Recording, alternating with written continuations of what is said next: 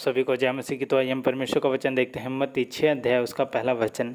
सावधान रहो, तुम मनुष्य को दिखाने के लिए अपने धर्म के काम ना करो। परमेश्वर का वचन कहते हैं कि सावधान रहो और मनुष्य को दिखाने के लिए धर्म के काम ना करो। मतलब जो धर्म के काम होते हैं, जो मनुष्य को दिखाने के लिए कोई काम करता है कोई इंसान, तो वैसे परमेश्वर का वचन कहता है कि वैसे काम मत करो। वचन साफ साफ कहता है कि सावधान रहो, मनुष्य को दिखाने के लिए अपने धर्म के काम ना करो। सच में हमें अपने धर्म के काम हमें किसी मनुष्य को दिखाने के लिए नहीं करने चाहिए, बल्कि परमेश्वर की नज़रों में करने चाहिए।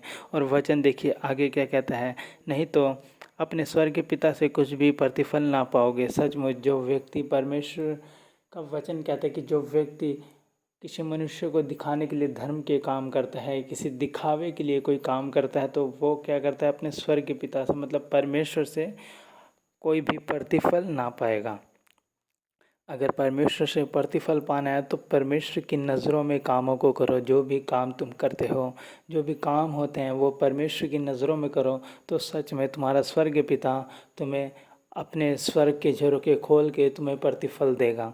अगर तुम किसी व्यक्ति को दिखाने के लिए ऐसे काम करते हो तो सच में परमेश्वर से कोई भी प्रतिफल ना पाओगे। तो इसलिए कोई भी काम करो तो मनुष्य को दिखाने के लिए मत करना, कभी भी मत करना। मनुष्य को दिखाने के लिए कभी भी कोई काम धर्म के मत करना।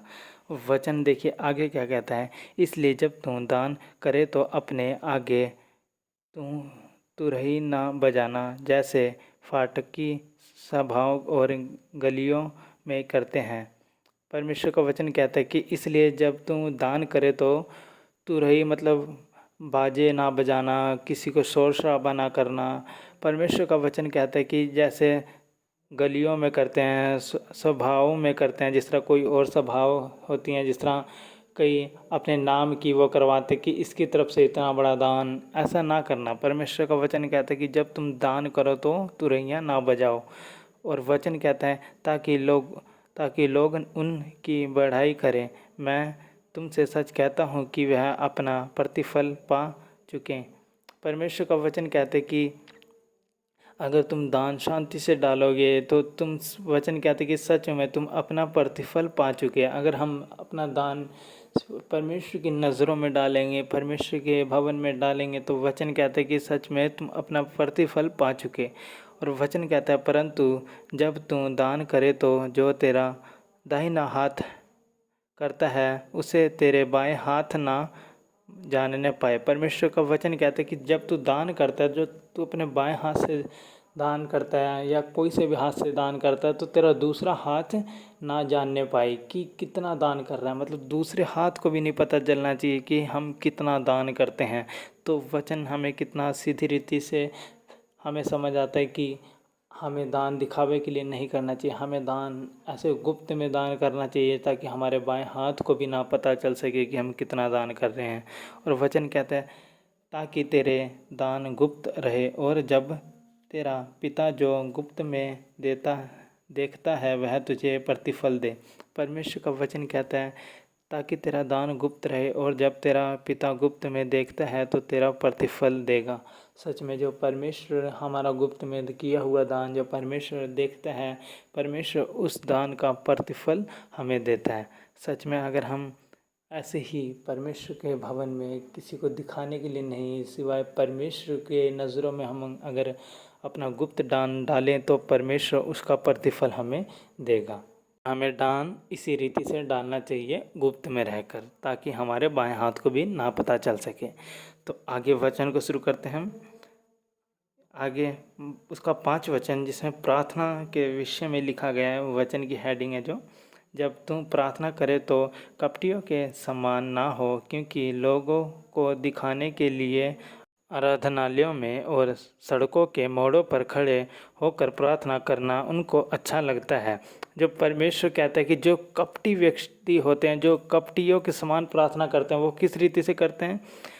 वचन कहता है कि जब तू प्रार्थना करे तो कपटियों के समान ना हो, क्योंकि लोगों को दिखाने के लिए और आराधनालयों में और सड़कों पर खड़े होकर प्रार्थना करना उनको अच्छा लगता है। जो कपटी व्यक्ति होते हैं वो क्या करते हैं, लोगों को दिखाने के लिए प्रार्थना करते हैं कि मैं इतनी ज़्यादा प्रार्थना करता हूँ, इतना ज़्यादा उपवास में हूँ, मैं इतना ज़्यादा पवित्रताई में हूँ, पर उनका जीवन पवित्रताई में नहीं होता। वो क्या करते हैं, लोगों को दिखाने के लिए करते हैं।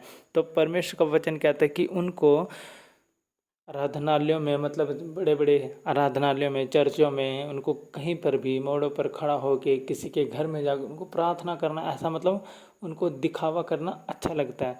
परमेश्वर का वचन कहता है कि तुम प्रार्थना करो तो इन कपटियों के समान मत करो। परमेश्वर का वचन हमें कहता है कि जब तू प्रार्थना करे तो कपटियों के समान ना हो। सच में हमारी प्रार्थना उन कपटियों के समान नहीं होनी चाहिए, जिस तरह वो कपटी लोग जो दिखावे के लिए प्रार्थना करते हैं, जो दिखावे के लिए काम करते हैं, तो हमारी काम, हमारी प्रार्थना उनके समान नहीं होनी चाहिए। हमारी प्रार्थना केवल ऐसी प्रार्थना होनी चाहिए जो परमेश्वर को भाए, जो परमेश्वर के हृदय को छुए। हमारी ऐसी प्रार्थना होनी चाहिए, हमारी ऐसी दुआ होनी चाहिए जो परमेश्वर को भाए, जो परमेश्वर को अच्छी लगे। ऐसी दुआ होनी चाहिए, ना कि ऐसी जो कपटियों के समान, वो नहीं होनी चाहिए। और आगे वचन देखिए क्या कहता है, मैं तुमसे सच कहता हूँ कि वह अपना प्रतिफल पा चुके। मतलब जो कपटी के समान व्यक्ति प्रार्थना करता है, वो क्या करते हैं कि ऐसे जो परमेश्वर कहते हैं कि वो अपना प्रतिफल ऐसे ही पा चुके, मतलब उनको कुछ नहीं मिलेगा। और जो व्यक्ति अच्छी रीति से परमेश्वर की इच्छा के अनुसार जैसे प्रार्थना करता है, परमेश्वर उसको प्रतिफल देता है। उसकी प्रार्थना का प्रतिफल परमेश्वर उसको देता है। और आगे देखिए वचन क्या कहता है, परंतु जब तू प्रार्थना करे तो अपनी कोठरी में जा और द्वार बंद करके अपने पिता से जो गुप्त में है प्रार्थना कर, तब तेरा पिता जो गुप्त में है देखता है और तुझे प्रतिफल देगा। परमेश्वर का वचन देखिए क्या कहता है कि जब तू प्रार्थना करे तो गुप्त में जा, और वचन कहते हैं जब तू प्रार्थना करे तो अपनी कोठरी में जा और द्वार बंद कर। परमेश्वर का वचन कहता है कि जब तू प्रार्थना करता तो एक कमरे में जा, खाली कमरे में, वहाँ जा, द्वार बंद कर और गुप्त में जाके क्या कर, प्रार्थना कर।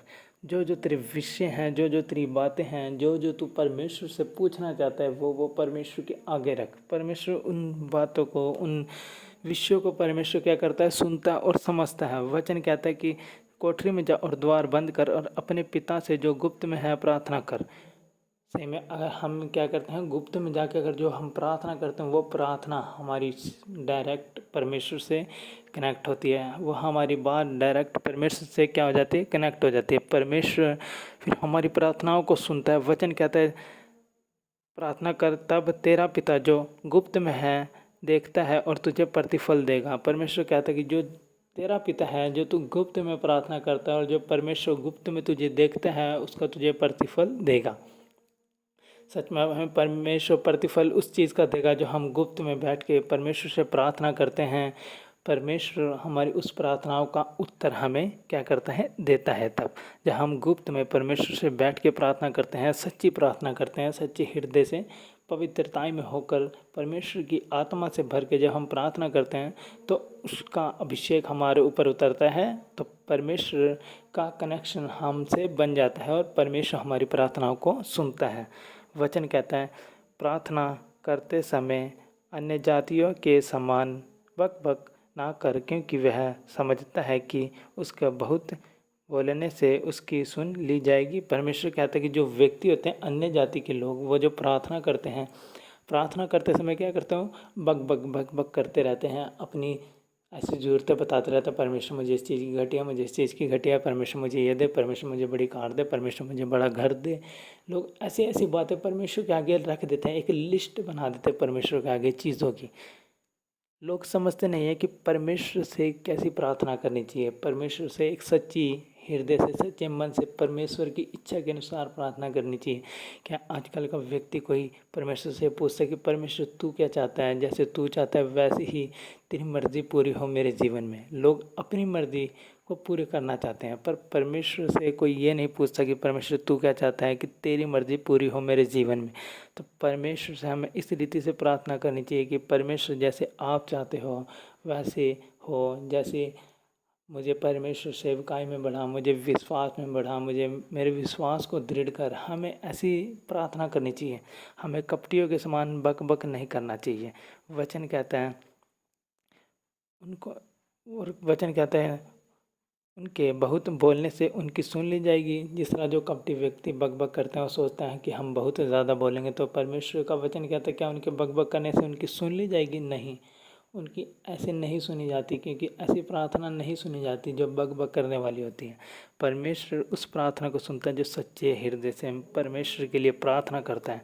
और वचन कहता है इसलिए तुम उनके समान ना बनो, क्योंकि तुम्हारा पिता तुम्हारे मांगने से पहले ही जानता है कि तुम्हारी क्या क्या आवश्यकता है। परमेश्वर का वचन कहता है कि तुम उनके समान बकबक ना करो, तुम उनके समान ऐसी प्रार्थना ना करो, बल्कि प्रार्थना ऐसी करो जो परमेश्वर को भाए। और परमेश्वर का वचन कहते हैं कि मैं उसके मांगने से पहले ही उसकी आवश्यकताओं को जानता हूँ। सच में जो परमेश्वर से हम मांगते हैं, अगर सच्ची प्रार्थना करके, तो परमेश्वर हमें मांगने की ज़रूरत नहीं है, क्योंकि परमेश्वर हमारी ज़रूरतों को जानता है। वो अंधा परमेश्वर नहीं है, वो हमें देखता है कि हम किस हालात में हैं, हम किस परेशानियों में, हम किस मुसीबतों में हैं। वो परमेश्वर हमें देखता है, वो परमेश्वर की नज़रें हम पर बनी रहती हैं। वो महान परमेश्वर हमें देखता रहता है कि हमें किस चीज़ की घटी है, हमारे जीवन में किस चीज़ की कमी है। वो परमेश्वर हम पर क्या करता है? ध्यान लगाए रखता है। वचन कहता है तुम इस रीति से प्रार्थना करो, किया करो कि हाय हमारे पिता जो तू स्वर्ग में है, तेरा नाम पवित्र माना जाए। परमेश्वर का वचन कहता है, यह हमें प्रार्थना सिखाई गई है। वचन कहते हैं कि हे इस रीति से प्रार्थना किया करो कि हे हमारे स्वर्ग पिता जो तू स्वर्ग में है, तेरा नाम पवित्र माना जाए। सच में जो परमेश्वर स्वर्ग में है, वचन उसका कहता है कि उसका नाम पवित्र माना जाए। वचन कहता है तेरा राज्य आए, तेरी इच्छा जैसे स्वर्ग में पूरी होती है वैसे ही पृथ्वी पर भी पूरी हो। वचन कहता है कि जैसे तेरी इच्छा, हमें इस रीति से प्रार्थना करनी चाहिए कि परमेश्वर जैसे तेरी इच्छा स्वर्ग में पूरी होती है वैसे ही पृथ्वी पर भी पूरी हो और हर एक मनुष्य के जीवन में भी पूरी हो। सच में हमें इस रीति से प्रार्थना करनी चाहिए, तो परमेश्वर हमारी प्रार्थनाओं को, हमारी विनतियों को परमेश्वर क्या करता है? सुनता है। परमेश्वर हमारी प्रार्थनाओं पर ध्यान लगाता है। वचन कहता है हमारी दिन भर की रोटी आज हमें दे। परमेश्वर हमारी दिन भर की रोटी आज हमें दे। सच में परमेश्वर हमारी दिन भर की रोजी रोटी परमेश्वर हमें देता है। परमेश्वर हमें खिलाना जानता है कि हमें घटी में भी परमेश्वर हमें किस रीति से खिलाने वाला परमेश्वर है। और वचन कहता है और जिस प्रकार हमने अपने अपर अपराध को क्षमा किया है वैसे ही तुम भी हमारे अपराधों को क्षमा कर। परमेश्वर कहता है कि जिस प्रकार वचन कहते हैं कि जिस प्रकार हमने अपने अपराधों को क्षमा किया है वैसे ही तू भी हमारे अपराधों को क्षमा कर। सच में जिस प्रकार कि हमने अपराधों को क्षमा किया वैसे ही तू भी परमेश्वर हमारे अपराधों को क्या कर दे? क्षमा कर दे। हमारे गुनाहों को परमेश्वर क्षमा करने वाला परमेश्वर है। वो हम पर दया करता है, वो उसकी करुणा हमारे ऊपर क्या होती है? निरंतर बनी रहती है। और वो हमारे हर एक कामों को जानता है, देखता है। और वचन कहता है और हमें परीक्षा में ना ला परंतु बुराइयों से बचा। परमेश्वर का वचन कहता है कि और हमें परीक्षा में ना ला बल्कि बुराइयों से बचा, क्योंकि राज्य और पराक्रम और महिमा सदा तेरी ही है। आमीन। परमेश्वर का वचन कहता है कि राज्य और पराक्रम सदा महिमा तेरी ही है। सच में राज्य जो परमेश्वर का, पराक्रम जो परमेश्वर का, वो सदा किसका है? परमेश्वर का ही है। और वचन कहता है इसलिए यदि तुम मनुष्य के अपराध क्षमा करेगा तो तुम्हारा स्वर्गीय पिता भी तुम्हारे अपराधों को क्षमा करेगा। सच में यदि हम किसी मनुष्य के अपराधों को क्षमा करते हैं, किसी व्यक्ति ने हमें गलत बोला है, हम उसको क्षमा नहीं करते, पर हमें क्या करना है? हमें उसको क्षमा करना है। जैसे हम लोगों के अपराधों को क्षमा करते हैं वैसे ही परमेश्वर हमारे भी अपराधों को क्या करता है? क्षमा करता है। परमेश्वर हमारे भी गुनाहों को क्षमा करता है। और वचन कहता है और यदि तुम मनुष्य को अपराध क्षमा ना करेगा तो तुम्हारे भी जो अपराध हैं वो क्षमा ना करेंगे।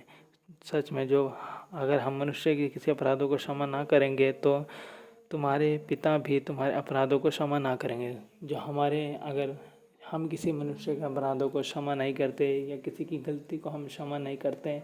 जो हमारी गलतियां हैं, जो हमने गुनाह किए, जो हमने पाप किए हैं, परमेश्वर क्या करते हैं, फिर उनको भी क्षमा नहीं करते। तो हमें इसलिए रीति से हमें क्या करना चाहिए, एक दूसरे के अपराधों को क्षमा करनी चाहिए। जैसे कि हमारे अपराध है, हमारे गुनाह में जो पाप है, परमेश्वर उनको भी क्षमा कर सकें। तो इस वचनों के द्वारा आप सभी को बहुत आशीष मिले। आप सभी को जय मसीह की।